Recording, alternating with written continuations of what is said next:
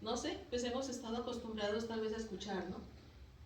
Por las heridas de pies y manos, por los azotes, por la coronación, por todos los dolores que Él sufrió por nosotros, pero a veces simplemente lo escuchamos, pero realmente no creemos ni sentimos, y pensamos que de alguna forma nosotros con nuestras actitudes seguimos lastimando a Jesucristo, porque Jesucristo está vivo, aquel que nos creó con amor.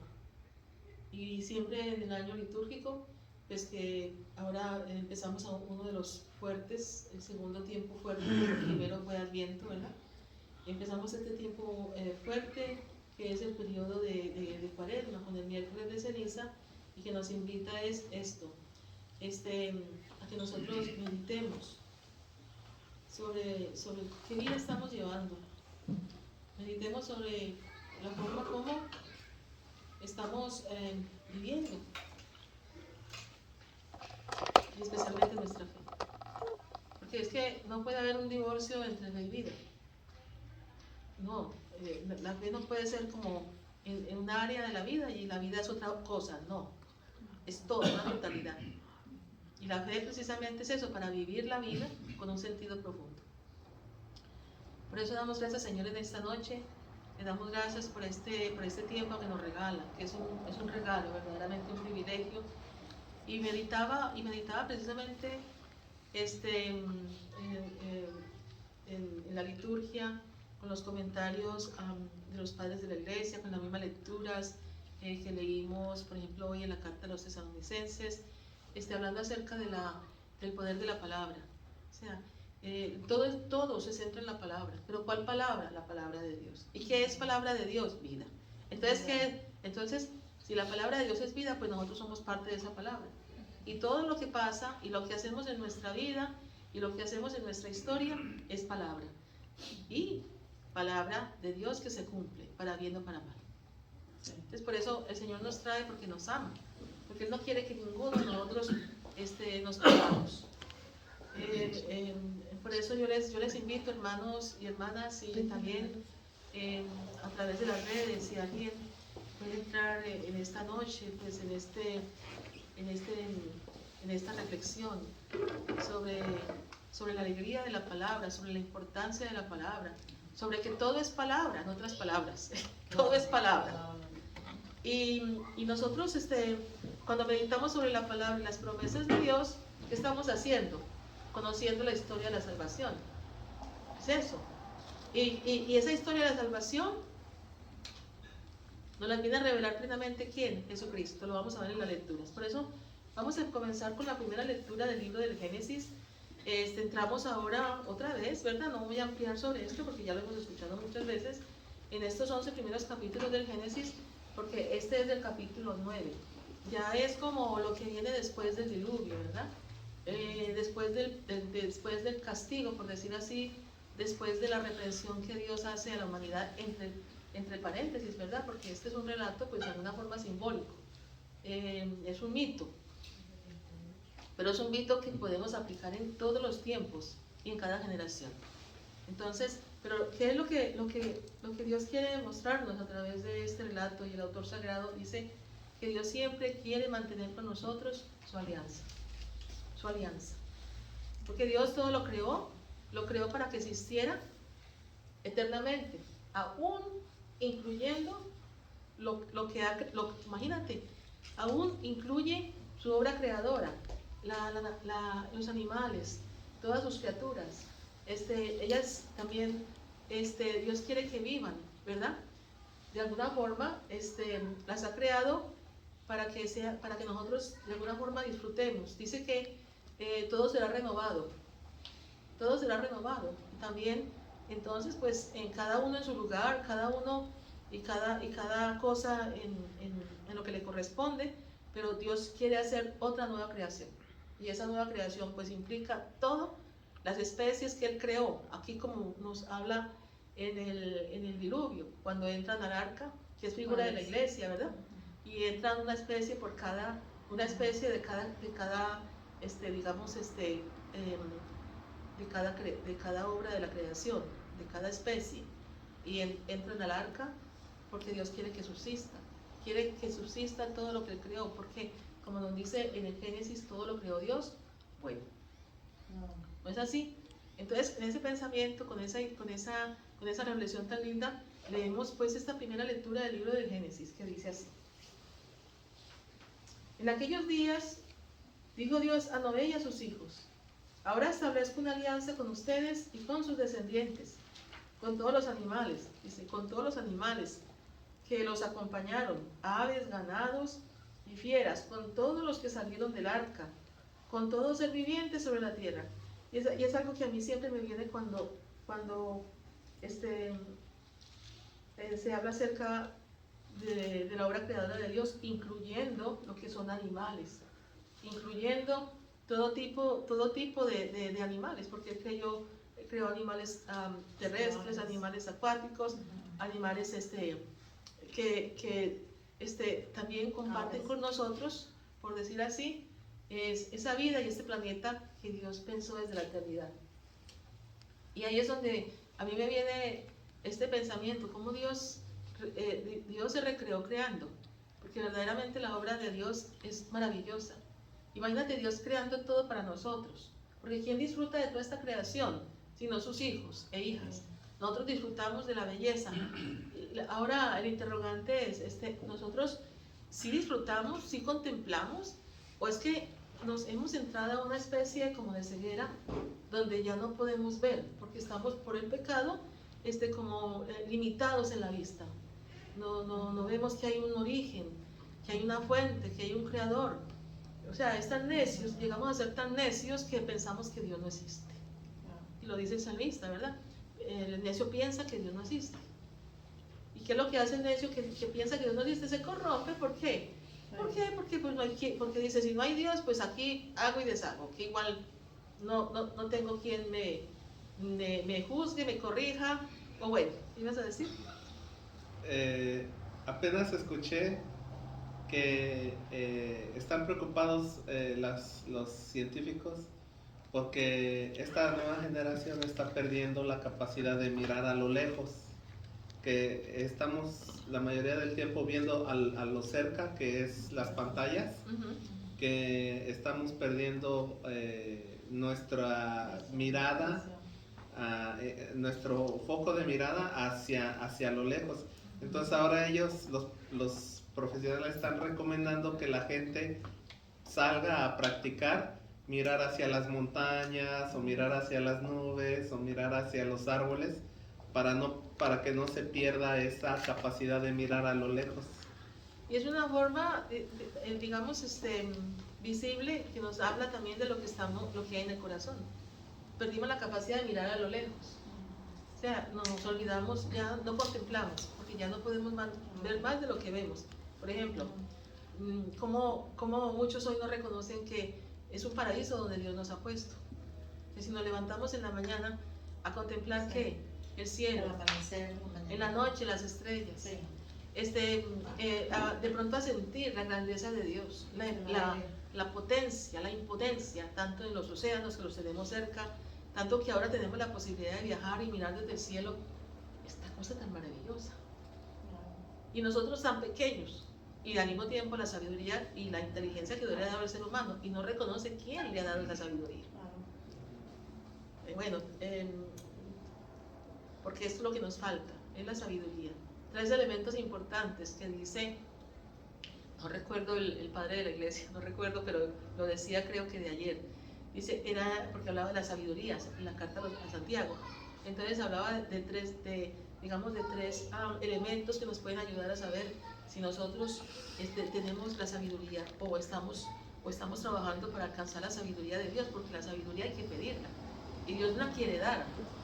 Entonces dice, el primer elemento es reconocer el pecado.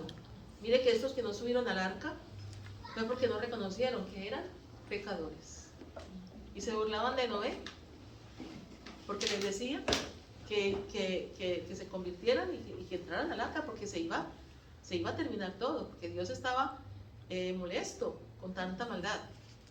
Segundo elemento, o sea, el primero es reconocer el pecado. Reconocer el pecado. Esto es algo importantísimo, porque ahora la gente piensa que no es pecadora. Nosotros tendemos, si no no somos pecadores. ¿Pero qué malo hago? No tengo pecados grandes. Bueno, segundo elemento, la alabanza. Hemos perdido la capacidad de alabar, de bendecir y de agradecer a Dios. La alabanza. Y el tercero, anunciar. Ser testigos. Cuando tú estás lleno, o cuando tú has experimentado la acción de Dios en tu vida, cuando sabes que verdaderamente, aunque tú no ves con los ojos carnales entre paréntesis, no ves a Jesucristo, como lo vieron, ¿verdad? En el tiempo que él vino a la tierra, como el Jesús de la historia, que aunque nosotros no lo veamos, pero Él nos dice que lo vemos ¿en dónde? En los hermanos. Él dice también que a Dios se le puede ver, como en el Antiguo Testamento, a través de lo creado. ¿Cómo se reconoce al creador, digamos, al autor de una obra a través de lo creado? O sea, el Señor se manifiesta, se sigue revelando, el Señor nos sigue amando, el Señor nos sigue hablando. Y nosotros estamos ciegos, con los oídos tapados. Pero aquí estamos en esta noche. Y nos damos un tiempo para escuchar y creerle a Dios. Por ejemplo, aún los que están atrás de las redes, que no se queden centrados en quien está hoy comunicando, porque realmente lo que se comunica es las promesas de Dios. Y en ese sentido, en la fe que tú pongas en esto, verás la acción de Dios en tu vida, porque es que Dios no es mentiroso, Dios cumple. Y la palabra de Dios es la vida. Todo nos habla de la palabra de Dios. Mejor dicho, nosotros existimos porque somos palabra de Dios, porque Dios nos pronunció. Y todo lo que existe es porque Dios lo llamó a existir. Y Dios quiere poner orden en tu vida y en la mía. Y nos da este tiempo que comienza mañana, tiempo otra vez de Cuaresma, que no es repetición. No, porque esta Cuaresma es única. No es algo, es única. La del 2024 es única. Y no se volverá a repetir, porque es única. Y lo que Dios quiere hoy, darte, lo que te quiere comunicar, lo que te quiere liberar, de donde te quiere sacar, esto lo quiere hacer hoy, en este tiempo. Y por eso nos da a través de la palabra esta ayuda, ¿verdad? Entonces continúa diciendo que esta es la alianza que establezco con ustedes. No volveré a exterminar la vida con el diluvio, ni habrá otro diluvio que destruya la vida. Y añadió, mira, en los antiguos veían también que habían habido catástrofes naturales que tenían que ver con el agua, ¿no? E inundaciones, también pues, terremotos, y seguramente ellos fueron testigos o escucharon sobre territorios inmensos que fueron también sumergidos por las aguas. Entonces siempre el autor sagrado, siempre el pueblo de Israel, a todo le dio sentido desde la fe. Ustedes saben que hubo continentes que se hundieron, como la Antártida se dice, y otros diluvios que existieron a través de la historia. Pero este diluvio que habla la Sagrada Escritura es un mito. Pero lo que trata de decir que esto sucedió fue ¿por qué? Porque los seres humanos se apartaron de Dios. Es como ahora. Las catástrofes naturales. Pero hay muchos que no creen en esto. Esas son simplemente cosas naturales. Hay personas que piensan, y es que Dios no castiga, verdaderamente Dios no castiga, pero Dios sí corrige. Y como nosotros somos sus hijos, Dios sabe cómo ayudarnos a poder entender. Pero hay unos que muchas veces somos como caballitos que tenemos aquí algo puesto que no nos impide ver ni mirar. Entonces vamos ahí, simplemente donde va Vicente, donde va la gente, y no podemos interpretar los signos de los tiempos. ¿Cuáles son los signos de los tiempos? Esos signos, esos acontecimientos que Dios permite en tu vida, en la vida de esta comunidad del Pilar, en la vida de California, en este lugar donde vivimos. O sea, tener cuidado con esto. O sea, Dios hace una alianza. ¿Con quiénes? ¿Con quién le creen? ¿Con quién sobrevivió? Noé. Y su familia, eran 8, eran 8, número simbólico también. 7 es número perfecto, 8 es número más que perfecto. O sea, la perfección que Dios quiere para la humanidad. Entonces, dice Ya para terminar dice, esta es la señal de la alianza perpetua que yo establezco con ustedes y con todo ser viviente, que esté con ustedes. Pondré mi arco iris en el cielo como señal de mi alianza con la tierra. Y cuando yo cubra las nubes, cuando yo cubra de nubes la tierra, aparecerá el arco iris y me acordaré de mi alianza con ustedes y con todo ser viviente. Digamos, es un fenómeno, y posiblemente a través de la ciencia se puede explicar este fenómeno que es como un reflejo, ¿verdad? Me imagino, yo no tengo, digamos, no estoy, porque esto tiene una explicación científica. Estos reflejos, este cambio de colores que se dan a través de lo oscuro y a través de la lluvia, ¿verdad? Que dan unos, y el sol, dan unos matices hermosos. Pero esos matices son hermosos. Hablan del colorido, de la belleza con que Dios creó la creación. Y es un arco, es como una alianza. Entonces, a la luz de la fe, esto es interpretado también como ¿qué? Como un pacto, como un signo de esa alianza que Dios ha hecho con su pueblo, que Dios quiere y sigue haciendo con nosotros. Claro, me parece extraño que este signo de esa alianza que Dios ha hecho con su pueblo ahora sea usada de una forma diferente, hablando de un mensaje totalmente diferente. ¿Sí me hago entender? Sí. No, nosotros no somos quienes, y no quiero especificar, pero no somos quienes para desvirtuar, confundir y retomar elementos sagrados de la historia de la salvación y ponerlos al servicio del desorden que se quiere crear hoy en la iglesia y en el mundo. ¿Sí? Quería compartir esta, Oh, de lo que está hablando Sí. usted, maestra.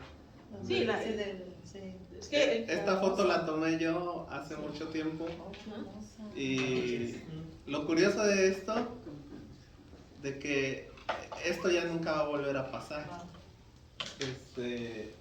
Solo fue ese día. ¿Y por qué fue ese día solo? Pues porque si vuelve a ocurrir, va a ocurrir de otra manera diferente, Oh, claro. ¿verdad? Pero es único y es un regalo único de ese día y decidí tomar la foto porque quise guardarla en mi memoria iba a ser muy vago, pero dije yo, pues quiero... Bueno, sí, de todas formas, esto, ¿verdad? Ya está en la memoria, pero fue parte de la historia. Ajá. Bueno, esto es, nosotros en el librito que tenemos acá, de la palabra nos congrega, pueden ver ustedes, los que tengan el libro ya, pueden revisar en la parte que tiene que ver con la alianza. Aquí, hay en la página 48, nos habla sobre las enseñanzas, y lo voy a leer rápidamente. Dice, los bienes de la tierra están destinados a todos los hombres. Hablando de la creación, hablando de... Porque algunas veces nosotros no cuidamos los bienes de la tierra. ¿Sí se entiende? Y Dios nos hizo co-creadores. ¿Qué quiere decir? Dios nos creó. El Señor también creó todo lo que existe, pero nos puso a nosotros como señores y señoras de la creación. No somos esclavos de las cosas creadas, somos señores y señoras de las cosas creadas. Entonces, al ser señores y señoras y somos co-creadores, necesitamos conservar y cuidar. Es importante mirar también, hablando del diluvio, o sea, y de la consecuencia del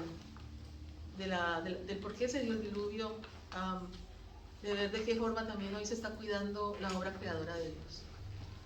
Es que es triste por el pecado del hombre. ¿Por cuál? Por la codicia, por la avaricia, por el deseo de tener. No nos importa destruir los mares y al mismo tiempo con ese deseo de explotar, de la irresponsabilidad de poder contaminar los mares, la tierra, todo esto, los bosques. Se ha talado parte de la Amazonía. O sea, que no terminaríamos de contar. ¿Por qué? ¿Por qué se hace esto? ¿Por amor al hermano? ¿Por amor a la humanidad? No, por la codicia. Entonces, pues, esto va otra vez, digamos, de alguna forma, suscitando consecuencias personales y colectivas para la humanidad. Y la tenemos. Estos desastres naturales que están ocurriendo, incendios, cataclismos, las lluvias excesivas, la ola de hielo que ha caído en diferentes... O sea, algunas personas dicen, no, que esto ha pasado en diferentes tiempos de la Tierra, no, pero que no quitemos la responsabilidad que tenemos, pero que muchas de estas cosas las hemos suscitado nosotros por el uso que hemos hecho de la obra creadora de Dios. ¿Están conmigo o no? Sí. Una vez hice un viaje y me detuve en un área de descanso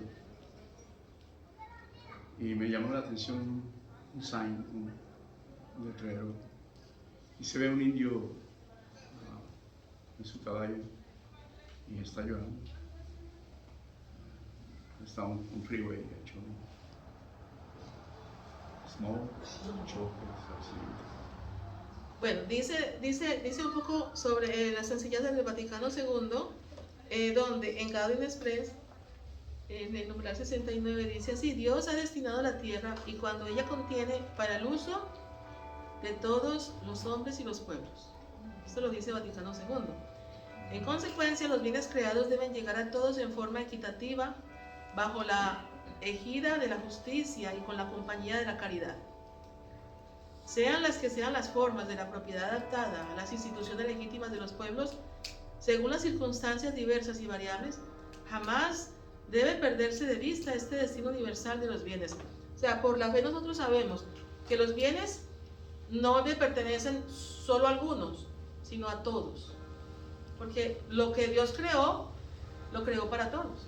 Pero bueno, es lo que estaba diciendo ahora. Por lo tanto, el hombre, al usarlo, no debe tener las cosas exteriores que legítimamente posee como exclusivamente suyas, sino que también como comunes, en el sentido de que no le aprovechan a él solamente, sino también a los demás.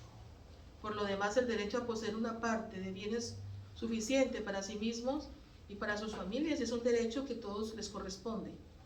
En ese sentido, ese es el sentir de los padres y de los doctores de la Iglesia, quienes enseñaron que los hombres están obligados a ayudar a los pobres y, por cierto, no solo con los bienes superfluos.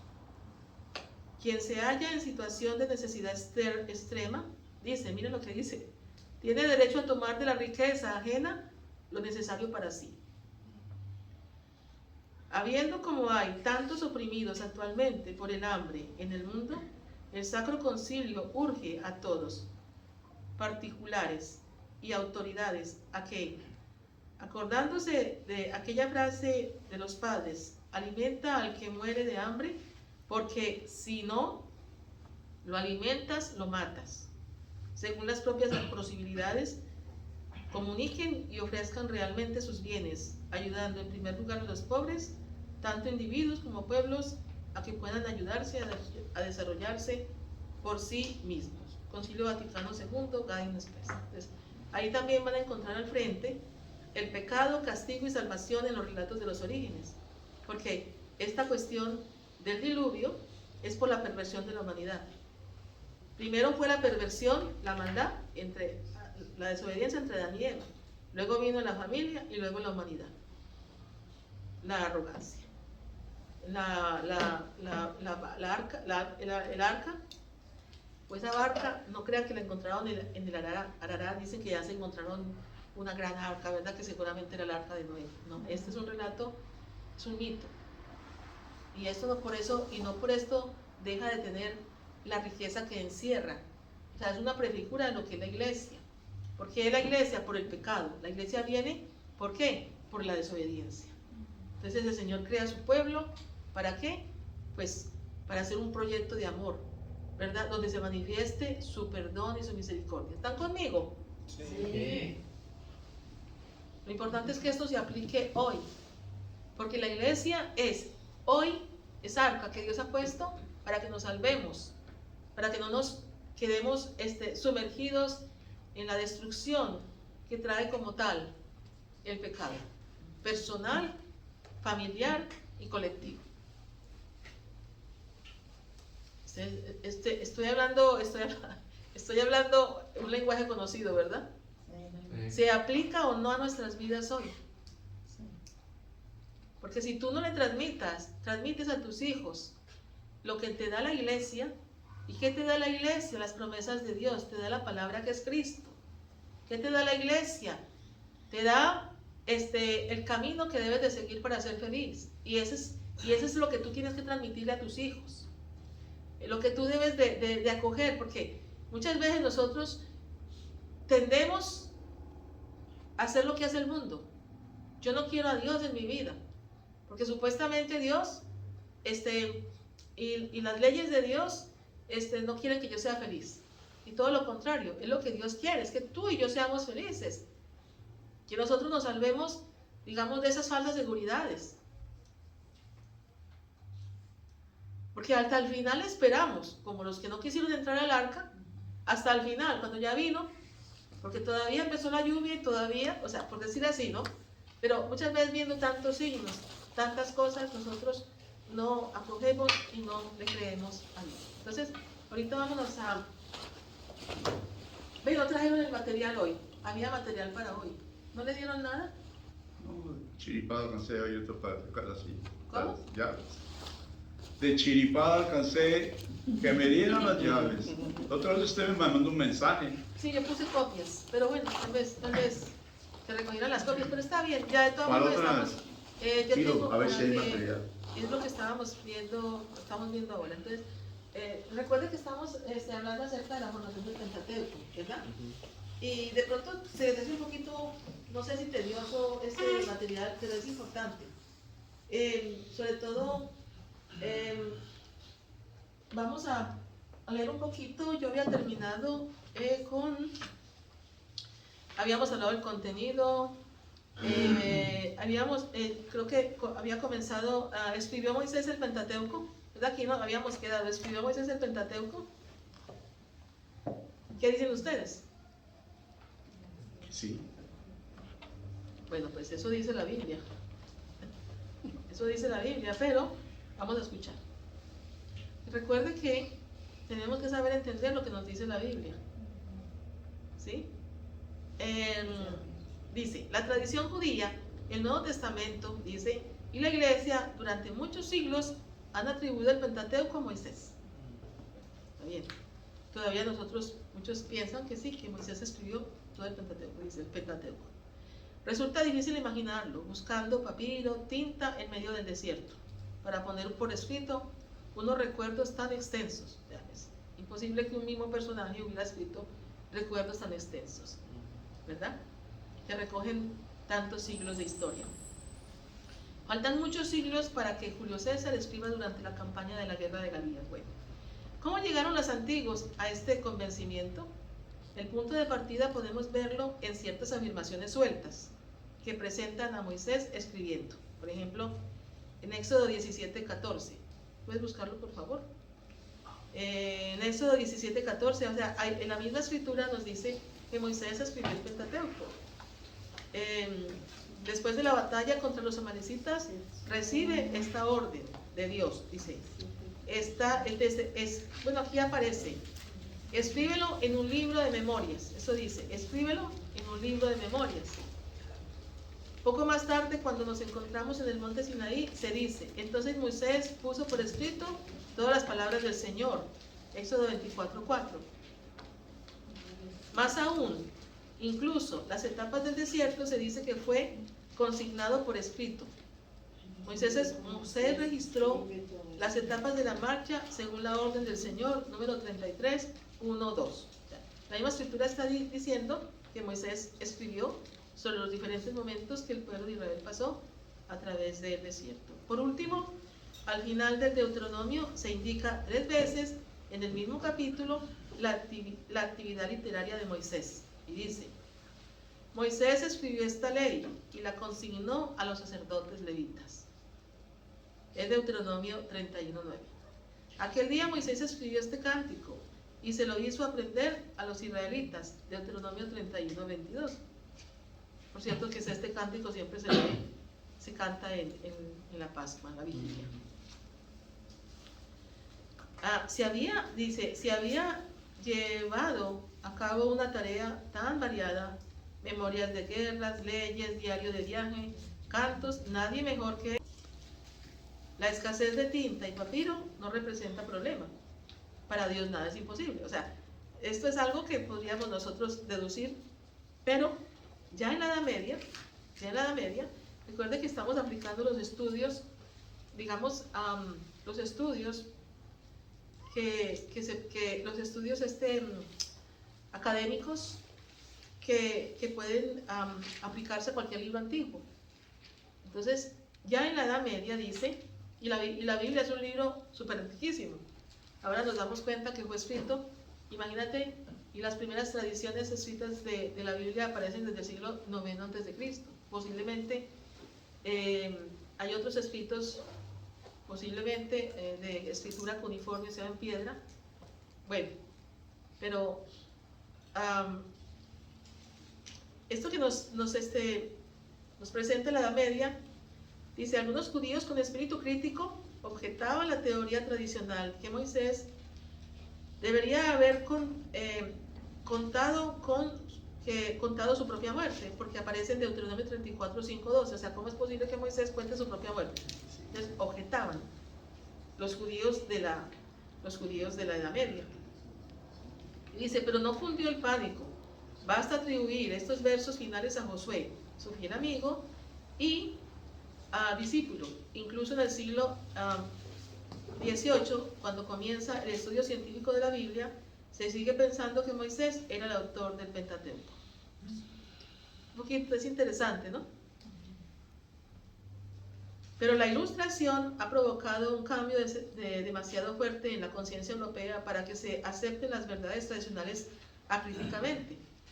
Las objeciones a la opinión antigua son tan claras y variadas que ésta hace agua por todas partes. Todavía a principios de nuestro siglo, en el 27 de junio del año 1906, la Pontificia Comisión Bíblica mantiene que Moisés es el autor sustancial del Pentateuco, aunque pudo utilizar fuentes anteriores y ser ayudado en la redacción definitiva por otros autores. O sea, siempre la tendencia a interpretar literalmente lo que dice la Sagrada Escritura.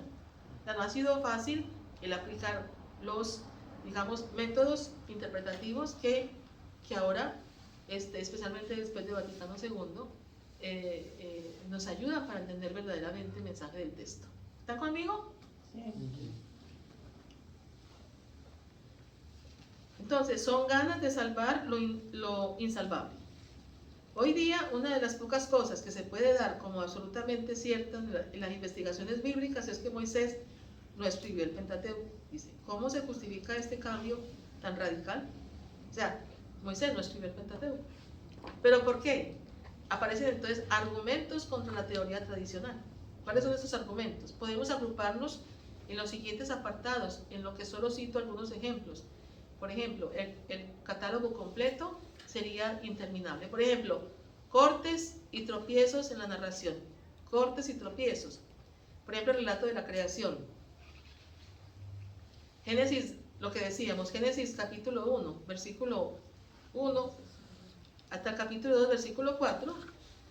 Y otro relato que vuelve a los orígenes y se expresa en categorías muy distintas, que son Génesis 2, versículo 2 al versículo 24. Esto lo vimos nosotros en los relatos de la creación. Entonces, es el mismo relato, pero está escrito en diferentes tiempos.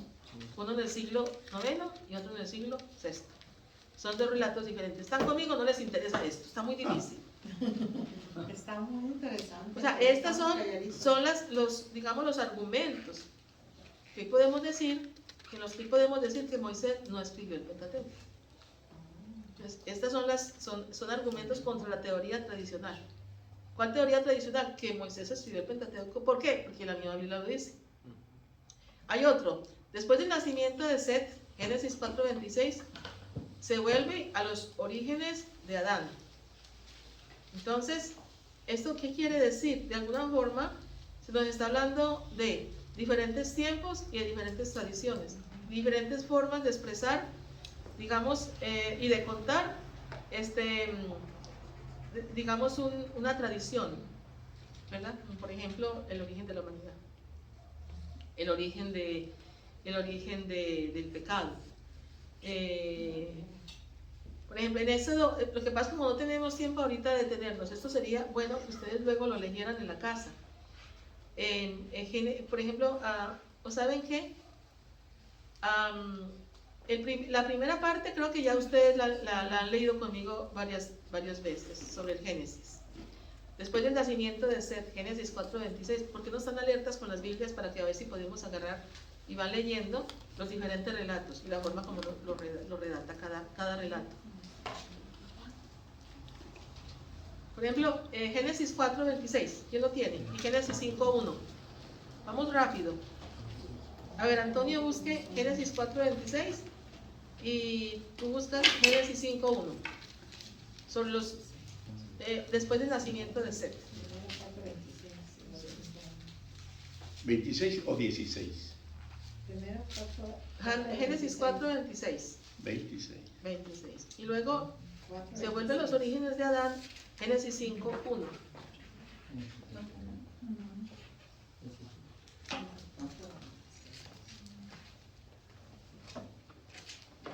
¿Lo tienes?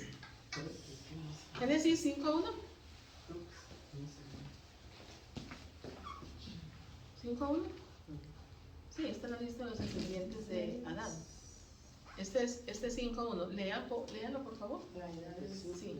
Del 1 a No, más uno. Es lo que, sí, Génesis 1. Esta es la lista de los descendientes de Adán. El día en que Dios creó a Adán, lo hizo a imagen de Dios.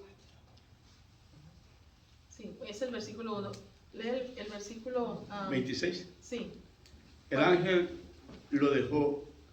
Ella había dicho estas palabras: esposo de sangre, a causa de la circuncisión.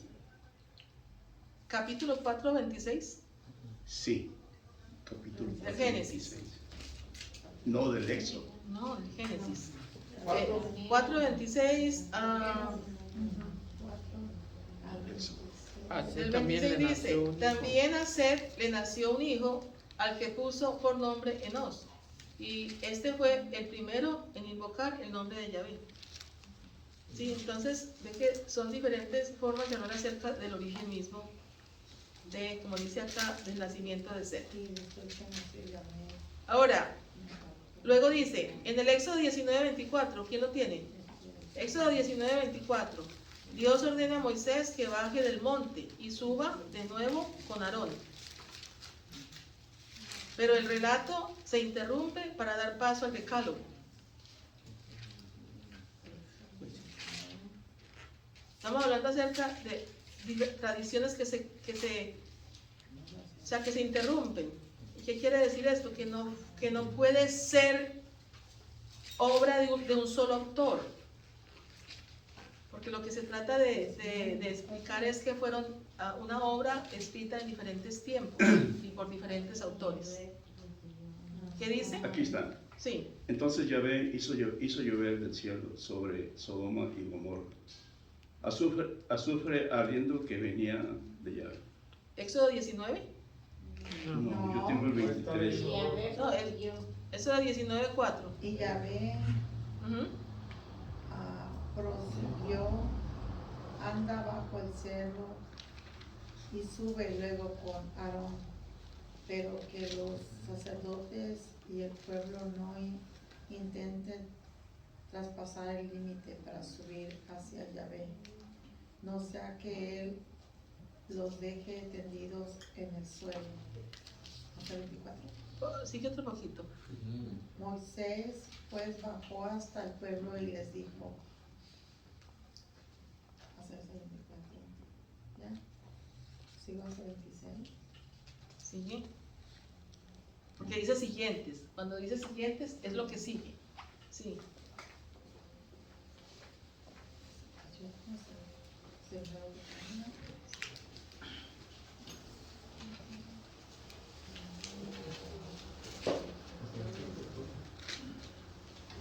¿Para sacrificarlo? Éxodo 19:24 Éxodo 19, 24 siguientes. 24 siguientes. Yahvé, y empieza acá. Yahvé le dijo, anda, baja y sube luego con Aarón, pero que los sacerdotes y el pueblo no traspasen los límites para subir hacia Yahvé, a fin de que él no irrumpa contra ellos. Bajó pues Moisés a donde estaba el pueblo y les dijo y quedó suspendido. Sí. Eso ¿Se entiende? ¿verdad? Sí, O sea, interrupciones, y luego aparece el decálogo. O sea, son las teorías que nos hablan acerca de esto, de que no pudo haber sido escrito por Moisés, porque son argumentos con la teoría tradicional. Ahora, otro tipo de argumentos, tradiciones duplicadas y triplicadas. Por ejemplo, los dos relatos de la creación, ya lo hemos visto. Al principio, el primer relato, ve cómo empieza. Creando Dios, ¿desde dónde? Desde el caos. Y el segundo relato ya comienza creando Dios con la palabra, ¿no? El primero con la palabra y el segundo lo tienen que mirar ustedes porque es la repetición. Por ejemplo, tengo que volver a empezar un poquito, no lo voy a leer todo, pero sí un poquitito al menos para que vean cómo comienza cada uno de los relatos. El primero, que es lo mismo, en el principio creó Dios el cielo y la tierra era caos y confusión, oscuridad, cubría el abismo y un viento de Dios aleteaba sobre encima de las aguas, y entonces dijo Dios y empezó a existir. Luego en el capítulo 2 dice ahí el versículo 2, versículo 4a, ahí en sus Biblias van a ver ustedes, estos fueron los orígenes del cielo y de la tierra cuando fueron creados. Este es el segundo relato de creación, la prueba de la libertad en el paraíso. Les dice, cuando Yahvé Dios hizo la tierra y el cielo, no había aún en la tierra. O sea, es otro relato de creación, son dos relatos de creación. ¿Están conmigo? Sí. Ahora, dos relatos dos descendencias de Adán. Por ejemplo, aparece la que leímos ahora, en el Génesis 4 y el capítulo 5, hablando de Set, nacimiento de Set, en Génesis 4 y Génesis 5.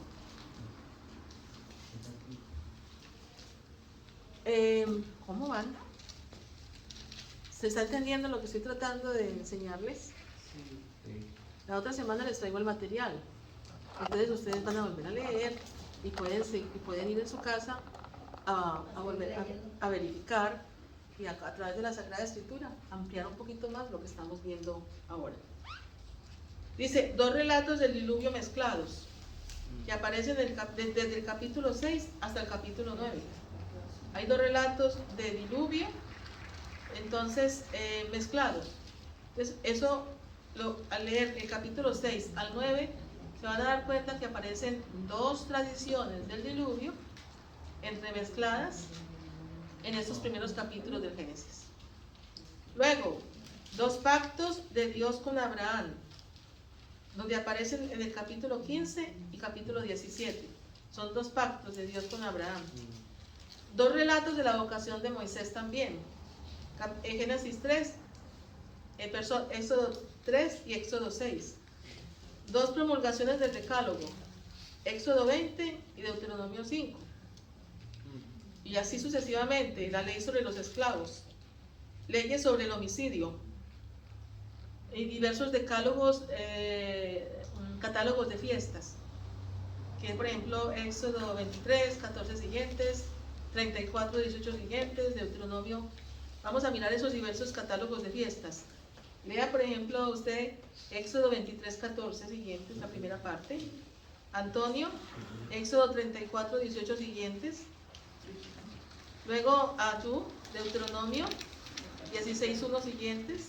¿Quién más tiene Biblia? Rosalía, Levítico 23 siguientes.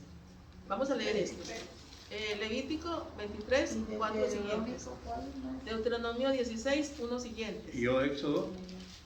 Y usted Éxodo 23, 14 siguientes. ¿O ese es el suyo? Ah, bueno, entonces Antonio 34, 18. Éxodo. A ti te dije, creo que el Levítico 23:4 siguientes. Son catálogos de fiestas, diversos catálogos de fiestas. ¿Ya lo tienes? Ya. ¿Cuál es? Éxodo 23:14. Muy bien, ¿qué dice? 3 veces al año celebrarás fiestas en mi honor. Y otro poquito, porque siguientes. Guardarás las fiestas de los ácimos durante 7 días. Comerás panes ácimos como te he mandado en el tiempo señalado del mes de Abib, pues en él saliste de Egipto. Muy bien, ahora Antonio. ¿Qué dice? 34:14 siguientes. 14. Éxodo. Había dicho a los ancianos, aguarden aquí hasta que regresen. Hasta que regresemos, ahí quedan con ustedes Aarón y Yui. Ese es 34, capítulo 34, 18. Sí. No estoy mal. Bueno, entonces vámonos con el que ya la tienes. Todavía no. Son. Ok, ¿tú lo tienes ya? Levítico 23:4 siguientes, ¿verdad?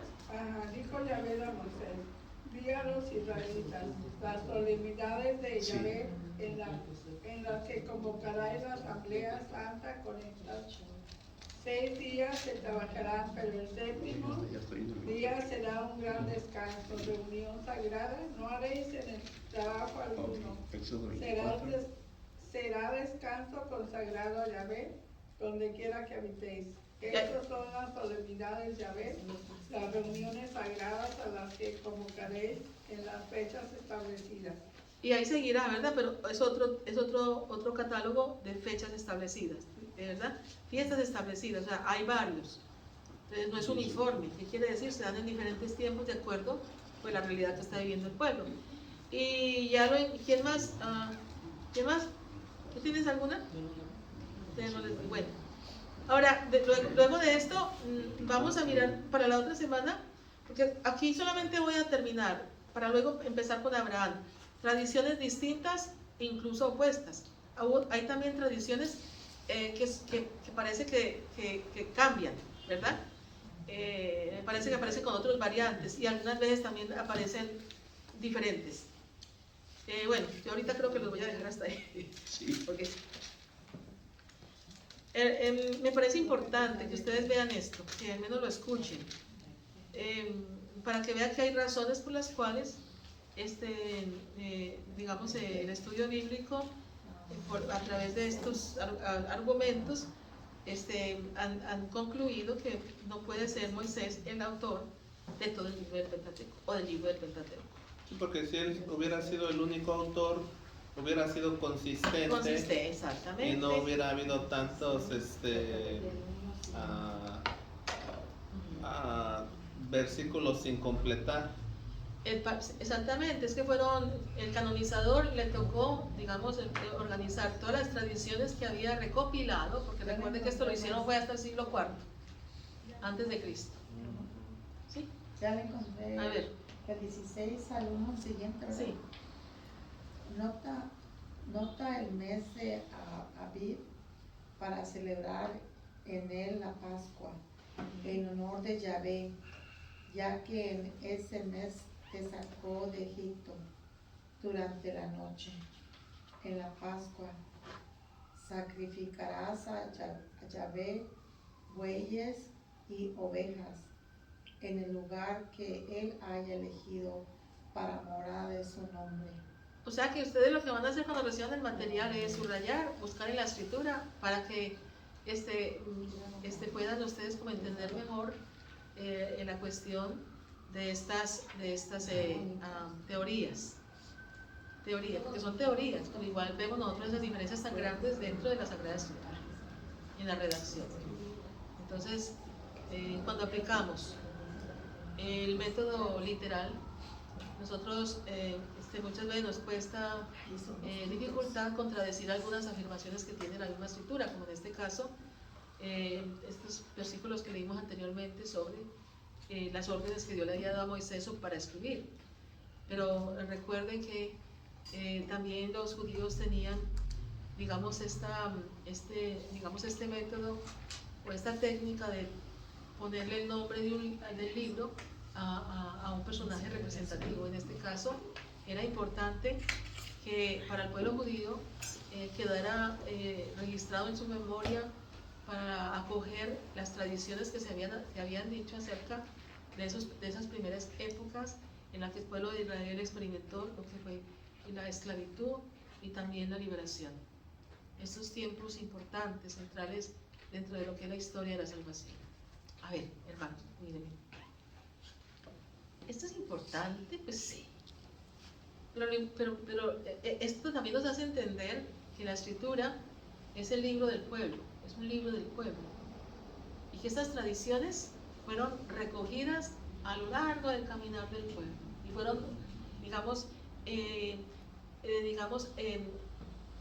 comunidad, en la asamblea, fueron contadas en tiempos diferentes y de pronto dándoles, digamos, un matiz específico por la realidad que el pueblo de Israel estaba viviendo. Es algo parecido como lo que pasa con las cartas de San Pablo, con la teología paulina, con el mensaje del querigma, que se va, digamos, aplicando a la realidad concreta donde se anuncia el Evangelio, esa buena noticia. Lo que es lo fundamental no es modificado, lo esencial no es modificado. Lo importante es que esa buena noticia llegó ayer, como sigue llegando hoy. ¿Se entiende? Ahora el canon fue cerrado. Y lo que necesitábamos saber para poder entender y conocer el camino, pues ya Dios lo ha manifestado y lo ha revelado desde generaciones anteriores. O sea, ahora lo que necesitamos es saber cómo hacer presente ese mensaje hoy. Por eso se habla de la hermenéutica y de la exégesis. Entonces la exégesis es prácticamente, es un poco entender el mensaje que aparece en el texto entre la realidad que se está viviendo. Y en este caso, pues estamos hablando del aspecto literario, de la forma como expresaron literariamente cómo se recogieron las tradiciones y cómo se pusieron ya, cómo se formaron y cómo se recogieron. Y formaron este libro llamado el Pentateuco. Está sencillo, ¿no? ¿Qué es sencillo? No es complique. O sea, es como la Biblia Jerusalén y la Biblia latinoamericana, que cuando uno las lee, el mensaje es el mismo, pero usa un lenguaje. pero están usando un lenguaje un poco para que las personas de Latinoamérica lo entiendan, o las personas estudiosas lo entiendan en el caso de la Biblia de Jerusalén, pero el mensaje es Ahora aquí de la Biblia. aquí aparecen digamos, tradiciones que aparentemente se pueden contradecir. También aparecen los anacronismos, que luego vamos a hablar de esto, ¿verdad? Y todo esto es interesante. O sea, porque uno hablar del tiempo es difícil. Cuando ocurrió un hecho, no le interesa a la escritura, como hemos dicho anteriormente, decir exactamente el tiempo en el que ocurrió, sino que ese hecho pasó y ellos lo entienden que ese hecho pasó porque Dios se manifiesta a través de ese hecho para mostrar, digamos, su presencia en medio del pueblo y en medio de la historia. Pero bueno, esto lo voy a dejar así. Ahora vámonos con el cuento.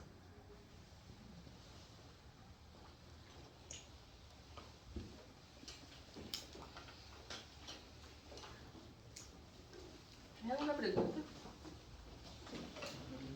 No, nomás están mirando. Tienen preguntas, hagan preguntas. Miren, hay algo. El esfuerzo que trato y le pido al Señor que siempre me ayude es como que el pueblo, en sí las personas, el pueblo sencillo, porque hay gente que no quiere pues en sí meterse como a estudiar como una cosa como muy académica, porque yo me pongo a pensar qué tanto nos ayuda solo quedarnos en la academia bíblica, en la teología, si esto no me ayuda a la conversión. Entonces lo que yo trato, lo que yo le pido al Señor es que yo pueda, sin excluir esos aspectos que también son importantísimos, porque también esto es una inspiración del Espíritu Santo. Se necesita conocer para poder entender el mensaje, porque ahorita la gente carece y entra, digamos, en el error, es por la ignorancia, por la forma como interpreta, porque no quieren mirar más de lo que ven literalmente. ¿Cómo es posible que este mismo, como hablaba anteriormente, que este mismo símbolo, esta imagen del arco iris, sea sacado del contexto, que no se entiende, y llegue a tener una significación totalmente diferente a la que Dios pensó, por la ignorancia? ¿Sí?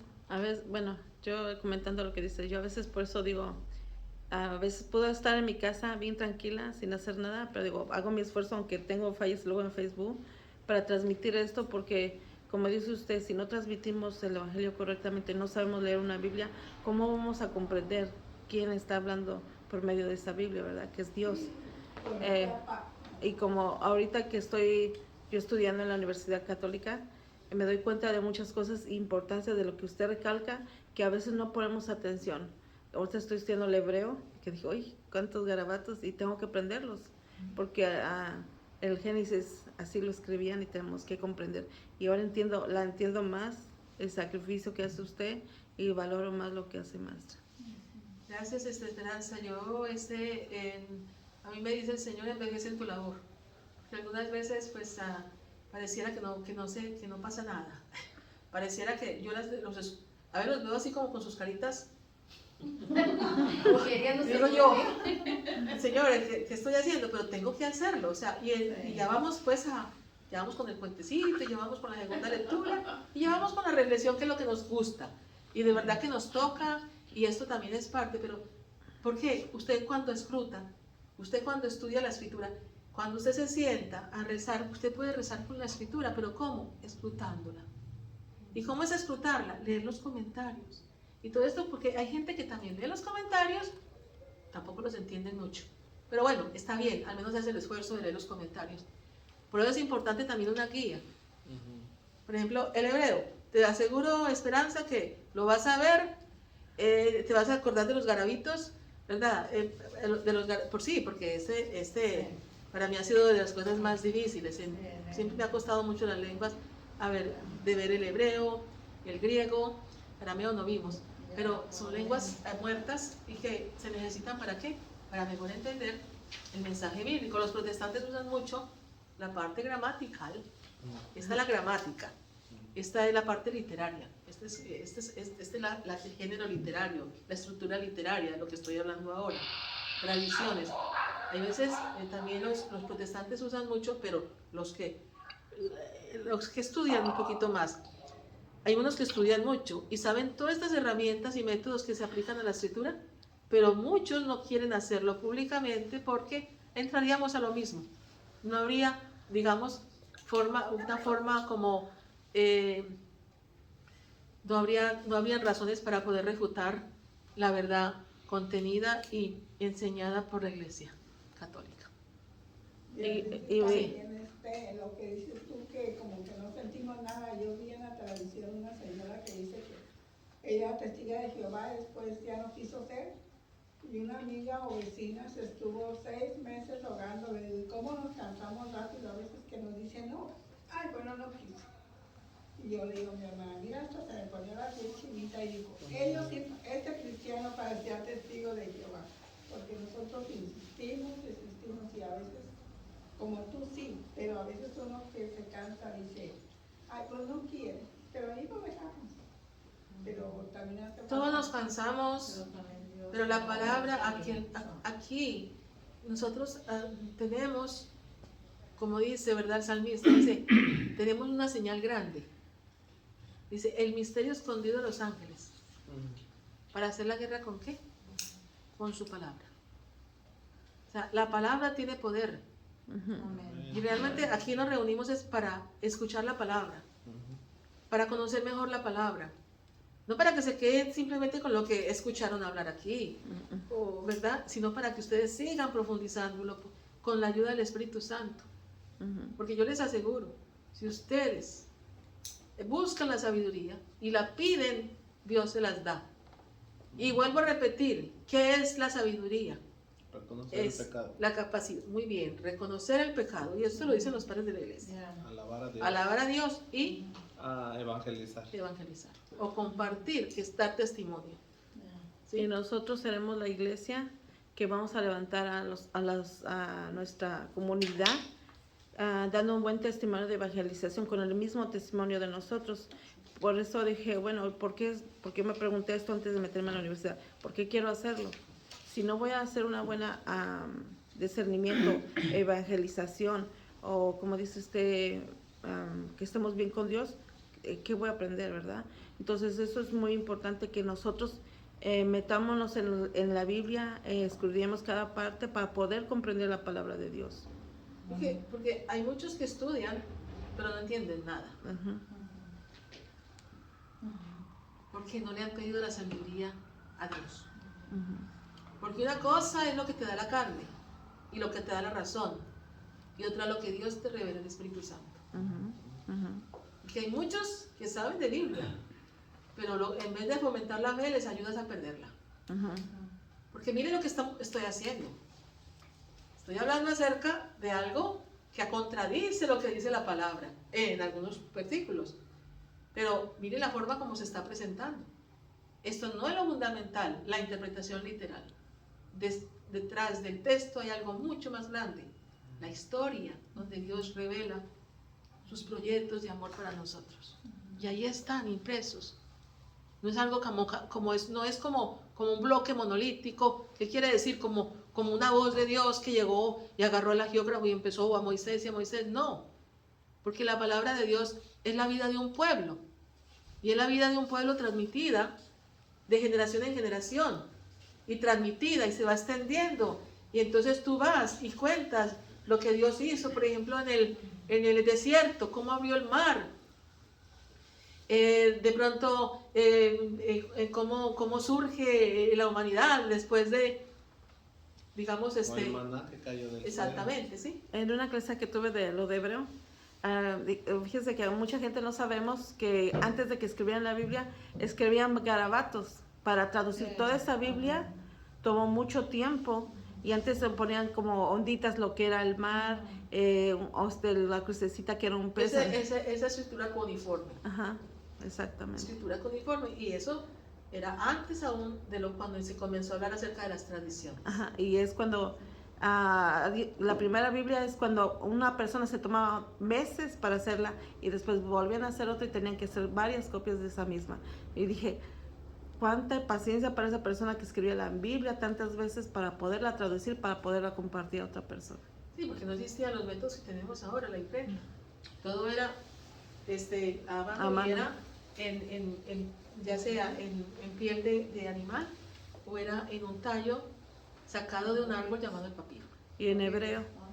En hebreo o arameo. Arameo, Son ajá. las lenguas antiguas. Pero también ahorita cuando, por ejemplo, uno todavía se deslumbra con una oración, digo, ¿cómo Dios inspiró a esa persona para hacer cualquier escritura que habla que uno se deslumbra, que no sea la Biblia?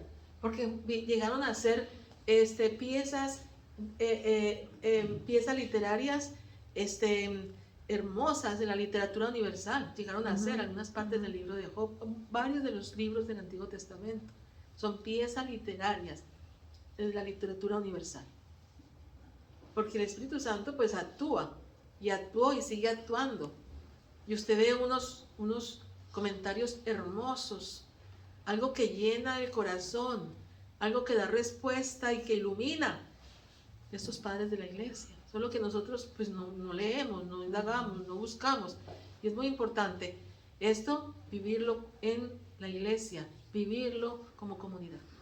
Bueno, entonces vámonos primero con el cuento, ¿no? Cuentito. Pero yo quería decirle algo. Sí. Lo que dijo la señora, dice el padre, dice Jesús también, cuando el fariseo le preguntaba, dame una muestra para creerte. Y Jesús no le hizo caso, Jesús se fue. Porque Jesús sabía que ese fariseo no le iba a creer a Jesús. Cuando nosotros insistimos en alguien que no quiere saber nada de la iglesia, dice el Padre, déjenos en paz. Sí, es cierto. Sí, porque si no, Dios nos da la libertad. Algo muy importante. El Señor siempre y pidamos. Y algunas veces hasta nos humillemos. Como la mujer Fenicia que pidió por su hija. Dice, es que y el Señor, pues de alguna forma, son diferentes formas en las que Jesucristo nos enseña la forma como acercarnos en la oración para pedir. Porque muchas veces nos acercamos con esa soberbia, esa arrogancia, ¿sí? Y pensando que nosotros merecemos. Por eso es muy importante el reconocer qué somos. ¿Qué somos? Sin Él, polvo. Y por más nada. humildes, es mejor la humildad, porque mi capacidad, no tuve estudio ni escuela, pero Él me ha dado mucha virtud. Yo le leo un blueprint, le leo un mapa, le leo esto, por la gracia de Él. Yo le tenía miedo al trabajo. Me decían, Antonio, esto.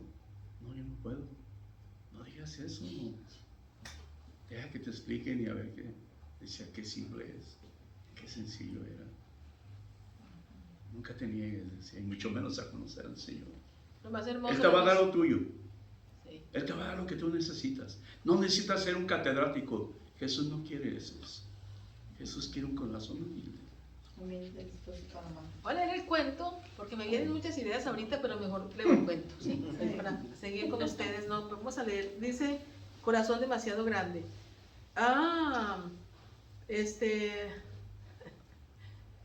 Vamos a ver. Dice, paseándose por la pradera solitaria, un elefante vio en el pasto un nido de pájaros que contenía 4 huevecillos.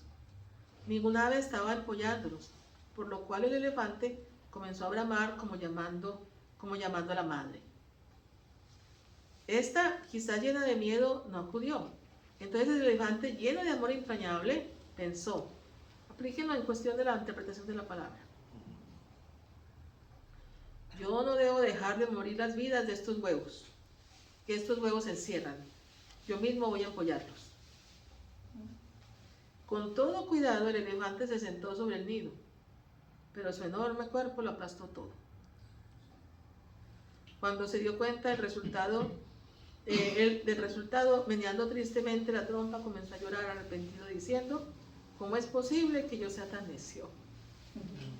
Y la enseñanza dice así, yo debo dejar de actuar como un niño. Entonces, y aparece 1 Corintios 13:11, Proverbios 14:1-7. O sea, es esto, la escritura. Nosotros muchas veces somos tan fanáticos, somos tan religiosos naturales, somos tan fundamentalistas, tenemos unas ideas de Dios como ese Dios castigador, como ese Dios manipuloso que está mirando a ver tú qué haces. No, Dios nos da a nosotros su palabra, nos da la iglesia, nos da su Espíritu Santo, nos da todos los recursos para poder entender mejor el plan de Dios en nuestras vidas. Porque entender la Escritura es poder entendernos nosotros mismos. Entender la Escritura es poder entender nuestra misión. Entender la Escritura es saber cómo obrar con esta misión, porque nosotros muchas veces, en el nombre de la palabra, somos injustos. ¿Cómo interpretamos algunos textos? Y nos volvemos crueles y poco misericordiosos. No sé. O nos volvemos fanáticos.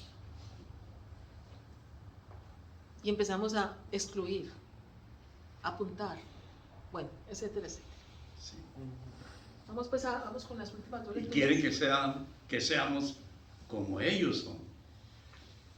Nosotros, El que sabe mucho quiere que seamos como él. Y el que no sabe dice, este es muy burro. la palabra de Dios se aplica a cada uno en su Sí, situación concreta. exactamente. A lo que Dios quiere de nosotros la sinceridad con que nos acerquemos a Él. que sea poquito. Y te da la sabiduría que tú necesitas para la misión que tú tienes. Wow. O sea, es aún para mí muy difícil hablar de esto en el sentido de que la palabra de Dios la coge cada uno dependiendo de la realidad que está viviendo. Pero sí se necesita tener a la iglesia como madre, como maestra, para ayudarnos a entender la misión. Tu misión y mi misión en la realidad que estamos viviendo. Y nosotros, y a partir de la palabra, siempre saber que yo no me puedo poner en el lugar de Dios. A no ser que Dios me dé autoridad sobre algunos para ayudarles a discernir y a descubrir la voluntad de Dios en sus vidas. Maestra, por eso estamos aquí. Por eso estamos aquí, porque necesitamos a alguien, un guía.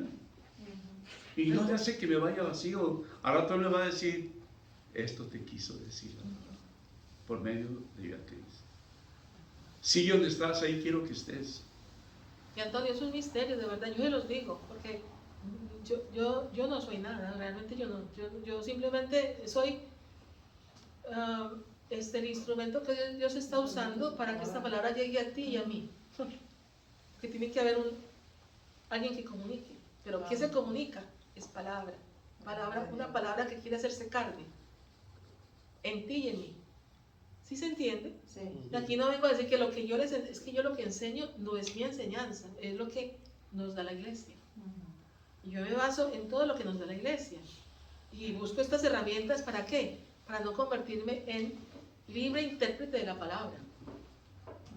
Porque la intérprete de la iglesia, pero nos da todas estas ayudas para no confundirnos con ella, ni confundir con ella. Y que hay que haber un respeto. Entonces, vamos con la... ¿cómo se va el tiempo de rápido? Ya que ya está listando la bolsa. Bueno. Bueno, venga con la segunda lectura. ¿Quién la lee? Señora, déjeme... perdón. Están cortitas. Señorita. Vente la segunda lectura, que está muy linda. Y alguien más que lea el Evangelio. Es que dejar los frijoles de la luz. También es para mí, ¿verdad? Sí. Sí. Digamos que sí, de la trajo. Lectura de la primera carta del apóstol San Pedro. Hermanos, Cristo murió una sola vez y para siempre por los pecados de los hombres, Él justo, por nosotros los injustos, para llevarnos a Dios, murió en su cuerpo y resucitó glorificado.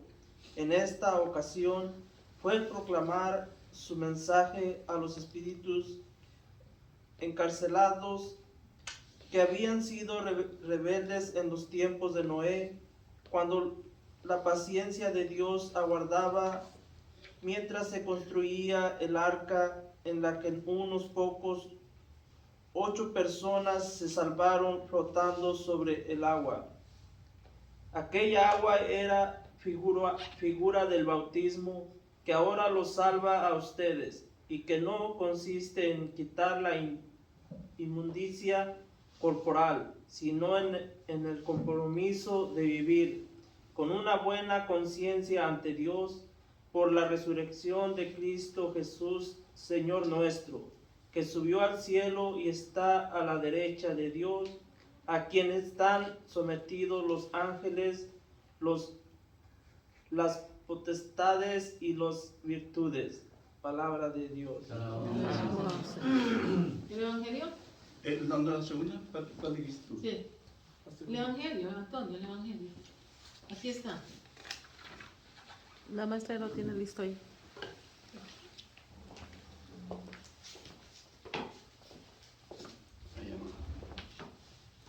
Ese.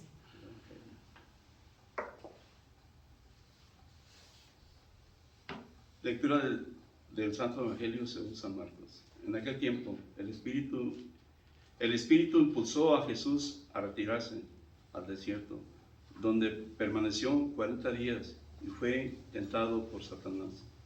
Vivió allí entre animales salvajes y los ángeles le servían.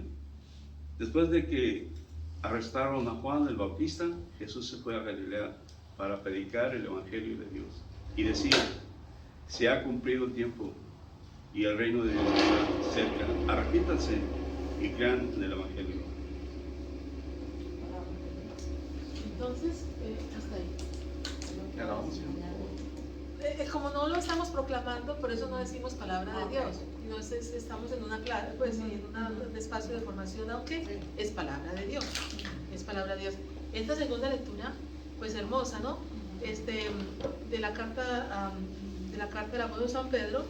Entonces nos habla acerca de este tiempo eterno de Dios, porque dice que Cristo murió una vez y para siempre. O sea, no crea que siempre, cuando celebramos nosotros este tiempo de Cuaresma y nos preparamos para celebrar la Semana Santa, Cristo vuelve a morir. No, en nosotros este es el gran misterio que a veces no comprendemos. Nosotros somos parte de este proyecto de amor desde que Dios nos pensó desde la eternidad. Lo dirán algunos padres de la iglesia, lo dirá el catecismo de la iglesia, lo dirá la Lumen Gentium, es un documento del Vaticano II, que Dios nos pensó desde la eternidad, para cumplir un propósito y una misión en el tiempo que nos ha tocado vivir. O sea, nosotros no podemos pasar ahí la vida como entre dormidos. Y sí, y por eso es que la Escritura habla tanto de despierten, estén alertas, porque ustedes no saben ni el día ni la hora. Por eso todo esto a nosotros nos pone en alerta. La palabra nos despierta. Y aunque a veces estamos dormidos aquí, no crean, la palabra llega y toca lo más profundo. Por eso dice que Cristo murió por los pecados de los hombres. Él, el justo, murió por nosotros, los injustos. ¿Para llevarnos dónde? Para regresarnos al Padre. Porque nosotros venimos de Dios, pero por el pecado, entre nosotros hemos roto esa alianza y por el pecado del primer hombre y primera mujer, pues entró el pecado al mundo. Y nosotros de alguna forma, pues heredamos como la consecuencia de este pecado, ¿no? La concupiscencia, todo esto que nos aparta de Dios. Dice, entonces en esta ocasión fue a proclamar su mensaje ¿a dónde? A los espíritus encarcelados. ¿Y cuáles son esos espíritus encarcelados? Pues muchas veces los que estamos esclavos por el pecado. Es muy importante. El Señor no viene a salvar a los justos, a los buenos, sino viene precisamente a los que estamos en las tinieblas, en las mazmorras, esclavos. ¿Y para qué Él quiere librarnos? ¿Para qué Él quiere salvarnos? Para que demos testimonio que verdaderamente Él es el Mesías, es Dios, porque solamente Dios puede liberar a un esclavo. ¿Sí se entiende? Sí. Entonces volvemos nosotros de alguna forma a hacer presente lo que pasó en el Éxodo. Que Dios quiso liberar a su pueblo. ¿De dónde? De la esclavitud. ¿De dónde? ¿De quién? Del faraón. ¿Y es figura de quién el faraón? Del demonio. Todo aquello que nosotros nos quiere apartar de Dios, que nos mantiene ahí como en mazmorras, como en el temor, como en la angustia. Esto es fruto del pecado, y esto viene de aquel que desde antiguo ha querido esclavizarnos. Entonces, Él vino, dice, así como esos espíritus encarcelados que habían sido rebeldes en los tiempos de Noé, igual, esta realidad de Noé se vive en cada tiempo, en cada generación. Cuando la paciencia de Dios aguardaba, mientras se construía el arca es figura de la iglesia, donde unos pocos, 8 personas se salvaron flotando sobre el agua. O sea, yo no creo que este texto hable acerca de que Dios quiera que unos pocos se salven. No, yo creo que más bien este número 8 también habla acerca más de la perfección. O sea, Dios quiere que la salvación llegue a todos en plenitud. Y por eso viene Jesucristo. Dice, ahora nosotros, dice que ahora nos salva a ustedes y que no consiste en quitar la inmundicia corporal, sino, ¿cuál? Es el compromiso de vivir con una buena conciencia ante Dios. Porque Él subió al cielo y está a la derecha de Dios, y a Él están sometidos todos los ángeles, todas las potestades y todas las virtudes. Imagínate, Y nosotros somos parte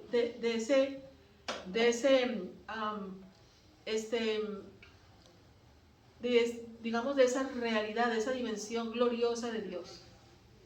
Nosotros hemos sido creados ¿para qué? Para volver a Él. Para ser parte de este proyecto glorioso. O sea, es que no espero que tú me lo entiendas, porque no es que sean palabras lindas, es que realmente somos parte de un proyecto maravilloso. Nada de lo que no ha sido purificado puede entrar a la presencia de Dios. Pero termina esta lectura con la tentación. Jesucristo es tentado ¿dónde? Comenzamos ahora la cuaresma, entonces nos hablan de la tentación, del desierto, de 40 días. El desierto, de alguna forma, es figura de aquello donde no hay vida. La única vida que hay es la que verdaderamente es vida. En el desierto no hay vida.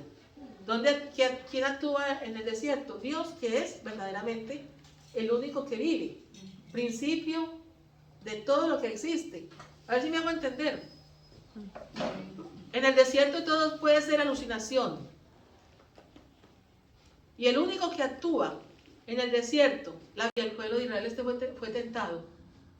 Fue tentado con el pan, ¿verdad? En el poder, ¿verdad? La fama. El pueblo de Israel fue tentado con el pan. ¿Qué es lo que contesta Jesucristo? No solo del pan vive el hombre, sino de toda palabra que sale de la boca de Dios. Y ahí vemos cómo Jesucristo sí pasó las pruebas que el pueblo de Israel no pudo pasar en el desierto. ¿Qué quiere decir? Por el bautismo, como dice acá, estas aguas que son la figura del bautismo, y por estas aguas nosotros podemos vencer a aquel señor de las tinieblas, porque ya ha sido vencido. La cosa es que tú y yo le creamos que verdaderamente la muerte ha sido vencida. ¿Cuál muerte? Tu muerte y la mía. Eso que tú dices, ¿y cómo saldré yo de esto? Dios lo puede hacer, porque Él ya venció la muerte, porque Él venció al demonio. Entonces, al demonio se le vence con la fe. ¿Con la fe en quién? En aquel que ya lo venció. La fe en Jesucristo. Entonces, hermanos, yo les invito a meditar, a prepararnos para mañana. Comienza la cuaresma. Esta cuestión esto no crean que eso es un sacramento. Es un sacramental, pero no es un sacramento. O sea, el de la ceniza. Eso lo que nos hace presente es que polvo somos y que en polvo nos vamos a convertir.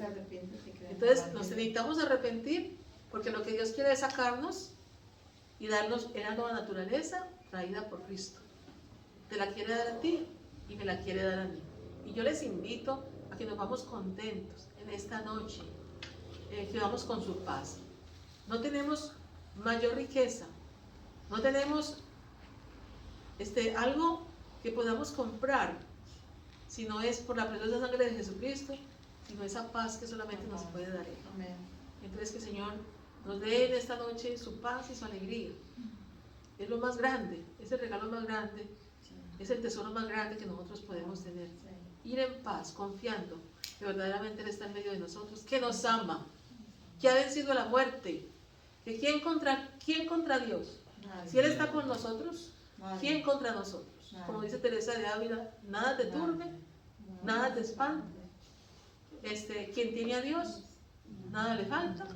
Dios solo basta. Ponemos de pie.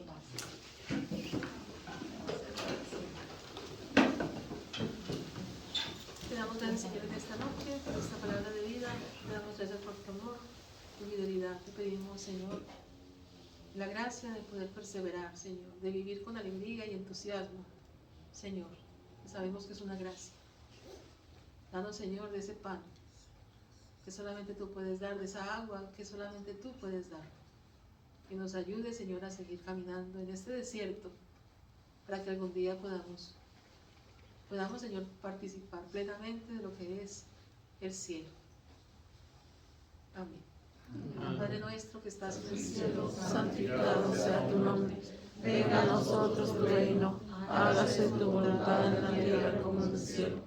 Danos hoy nuestro pan de cada día, perdona nuestras ofensas, como también nosotros perdonamos a los que nos ofenden. No nos dejes caer en tentación, Dios te te salve María. Llena de gracia, el Señor es contigo. Bendita eres entre todas las mujeres, y bendito es fruto de tu vientre. Santa María, Madre de Dios, ruega por nosotros pecadores, ahora y en la hora de nuestra muerte. Gloria al Padre, al Hijo y al Espíritu Santo.